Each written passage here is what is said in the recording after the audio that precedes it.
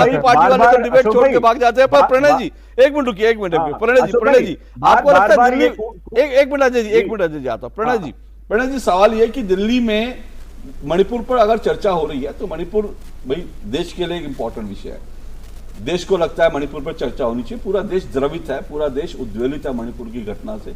तो अगर अरविंद केजरीवाल ने उस पर बुला ली तो उसमें आपत्ति क्यों होनी चाहिए किसी को? अशोक जी आपने बहुत अच्छा प्रश्न किया है, लेकिन इस प्रश्न का उत्तर देने से पहले मैं 1 मिनट के लिए इस पृष्ठभूमि में ले जाना चाहता हूं कि अरविंद केजरीवाल जी जब राजनीतिक क्षेत्र में आए थे तो उसे राजनीति के एक नए युग का प्रारंभ माना जाने लगा था।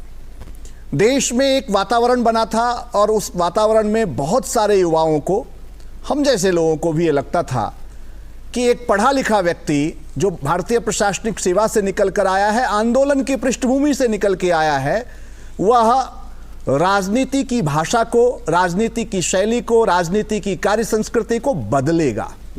लेकिन हुआ क्या? अगर आप देखते हैं तो आज अरविंद केजरीवाल स्वयं ईमानदार होकर अपना अंतर मूल्यांकन करते होंगे तो उन्हें समझ में आता होगा कि आज इस देश में सबसे चालाक और सबसे ज्यादा अवसरवादी राजनीतिज्ञ के रूप में उनकी छवि बन गई है। सबसे चालाक और सबसे अवसरवादी राजनीतिज्ञ जो हमेशा अपनी ही बात से मुकर जाता है। अभी एक सदस्य ने कहा कि उन्होंने कहा कि कांग्रेस से कभी हम साठगांठ नहीं करेंगे, समर्थन नहीं करेंगे। क्या दृश्य है हम जानते हैं।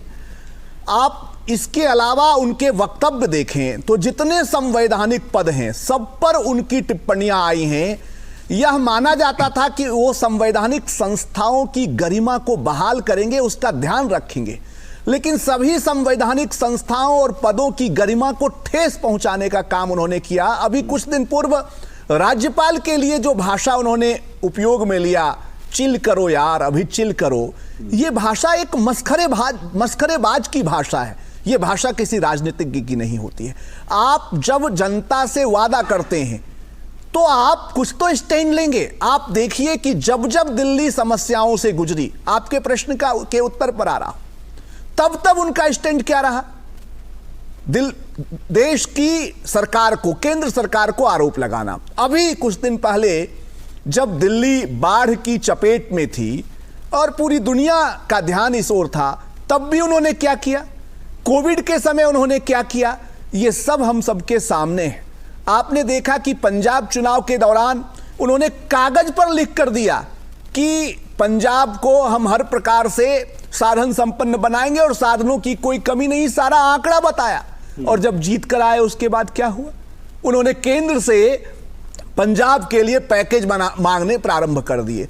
तो अरविंद केजरीवाल की पूरी राजनीति आरोप लगाओ, भाग जाओ, जिम्मेदारी कुछ भी ना उठाओ, केंद्र सरकार पर पूरा दोषारोपण कर दो। इससे देश की जनता को उनसे बहुत हताशा और निराशा हुई है। और इतना ही नहीं, राजनीतिक क्षेत्र में सेठी जी कह सकते हैं कि वे बार बार जीत रहे हैं, लेकिन जो एक मुफ्त की रेवड़ियां बांटने की संस्कृति है, आज अरविंद केजरीवाल उसके भी जनक माने जाते हैं। और हर राजनीतिक पार्टी के लिए, इंक्लूडिंग भाजपा, जनता के कर से जो विकास के कार्य होने चाहिए थे वो रोहिंग्याओं को बसाने के लिए खर्च हो रहे हैं दिल्ली में, और आप उस दिशा में ले जा रहे हैं चीजों को। तो आपने बिल्कुल ठीक कहा, दिल्ली विधानसभा में दिल्ली के मुद्दों पर चर्चा होनी चाहिए। मणिपुर के मुद्दे के प्रति हम सब की संवेदना है, मणिपुर में जो हुआ उसके प्रति बहुत पीड़ा है, लेकिन क्या उस चर्चा के पीछे की नीयत मणिपुर के पीड़ित लोगों के प्रति संवेदना प्रकट करना था, उन्हें समाधान देने था, या देश में जो भाजपा विरोध की राजनीति चल रही है, जो इंडिया का, सो कॉल्ड इंडिया का जो गठबंधन बना है जिस नाम से, उसमें अपने आप को आगे करने की, अपने आप को सबसे आगे रखने की, चेहरा रखने की, नेता बनने की अरविंद केजरीवाल की रणनीति इसके पीछे हो सकती है। वे चर्चा में बने रहना चाहते हैं। बिल्कुल ठीक कह रहे हैं। नेता बनने की जो चाह है कि दिल्ली के नेता तो बन गए, अब देश का नेता बनना है। और जब आपने कागज पे लिखने की बात की तो इसी विधानसभा सत्र में 2 बार 3 बार उन्होंने ठोक कर कहा, और कहा कि मैं देखता हूं कोई माइकल लाल, तो कहा दिल्ली की 7 सीटों पर हम जीतेंगे।